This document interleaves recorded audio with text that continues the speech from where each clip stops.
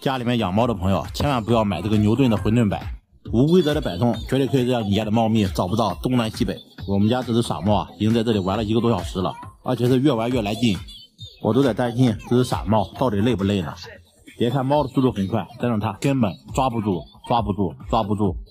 看它的小眼睛就知道聚精会神，而且还目不转睛。如果说经常看我视频的朋友都应该知道，这是我买的第2个钢铁侠的混沌摆。买了第1个很便宜，但是没多久就坏了，只是买了第2个，已经转了有1年多了吧。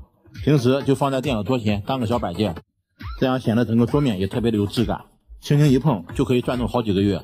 估计很多朋友不明白它为什么会一直转动吧，在这里也不妨告诉大家，4节5号电池，轻轻松松几个月完全没有问题。电池就在底座，从外观上什么也看不出来，所以说给人的感觉特别就像永动机。看过钢铁侠的朋友都应该知道，在钢铁侠的办公桌上也有一台这样的混沌摆，当时给我的感觉就是特别的好玩，特别的新奇。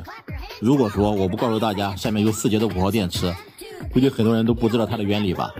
结构也是极其的简单，一个支架外加2个长短不同的铁杆，相互连接却又各自摆动。因为摆动可以说毫无规律可言，完全没有办法预测，所以说被称作为混沌摆。你猜我们家猫咪会把它当成永动机吗？好了，本期视频就到这里吧，也非常感谢大家的观看。喜欢我的视频帮我点个赞。